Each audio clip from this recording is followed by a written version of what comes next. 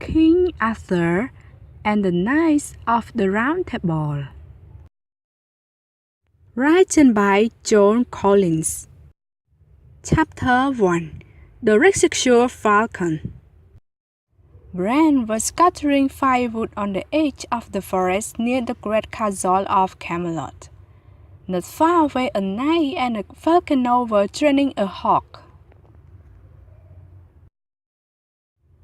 Bran was a falconer's son, so he watched eagerly. The bird rose up and hovered over its prey.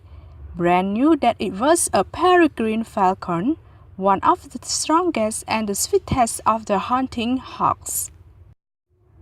That man must be someone important to have such a fine bird, thought the boy. But if they are not careful, the bird will fly away. It's only half trained.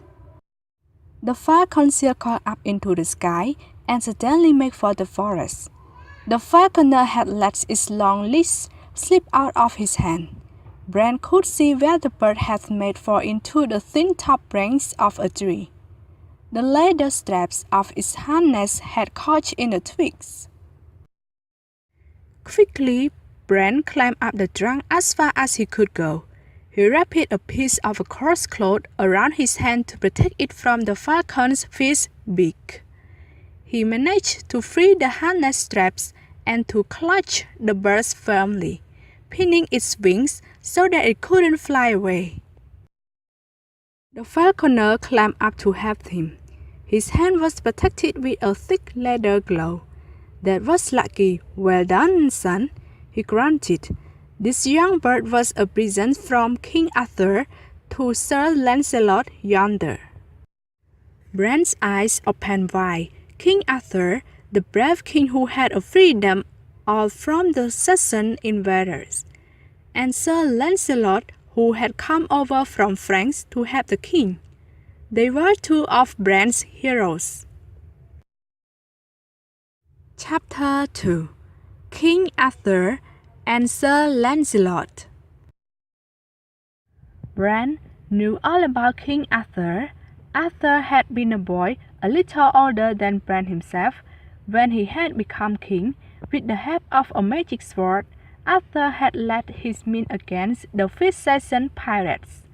For 7 long years, he had fought against them and finally had beaten them back across the sea.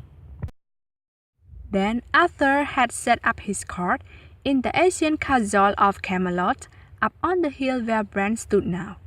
The fair Queen Guinevere and Arthur's best friend Sir Lancelot lived there too. Bran had only ever seen Sir Lancelot at a distance before. Now he looked up at the famous knight sitting high on his horse. Bran liked a Lancelot's strong face and keen eyes. Sir Lancelot looked down and smiled at the eager boy. "You are a useful lad.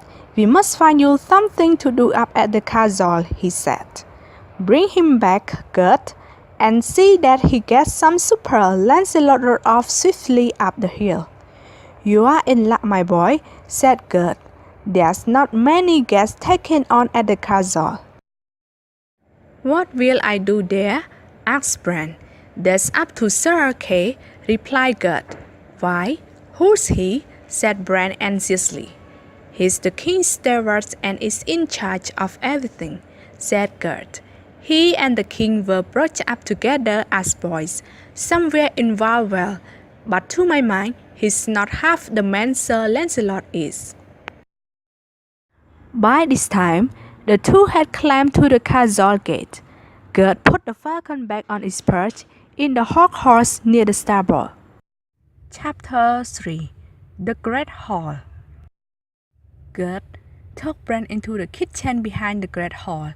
The cook gave him some meat and bread to eat. "Make yourself useful," he said, scowling. "Go and help the other boy turning the spits." There was a row of joints and birds roasting on a spit over an open fire. The fat hissed and sputtered as it fell on the flames. Servants were hurrying to and fro between the kitchen and the hall, carrying great dishes of food and jugs of wine and meat. One of them saw Bran standing by the fire and hurriedly gave him a tray loaded with bread. Bran took the bread into the hall and handed it to another boy. Then he sneaked into a dark corner so that he could have a good look round. He had never seen anything like this before. The roof of the hall was so high that he seemed to be in a huge stone cavern. Light came from torches in iron brackets on the walls. The lower parts of the walls were covered with the tapestry of animals and hunting scenes. Dogs lurked here and there, waiting for scraps from the table. In the middle of the hall was a great round table made of oak. There were many carved chairs around it, and each had the name of a knight in letters of gold on the back. Here King Arthur sat, with Queen Guinevere and Sir Lancelot. The other knights had their own seats except for one chair, which was empty. "Who sits there?" whispered Bran to one of the other serving boys. "That chair is called the Six Perilous," said the boy. "It is kept for the perfect knight, one who is not yet born. If the wrong knight sits in it, he will die." "Why is the table round?" Bran asked. "Because the knights used to quarrel about which of them was the most important," the boy replied. "King Arthur said told all that with the round table. Nobody's seat is above anybody else now."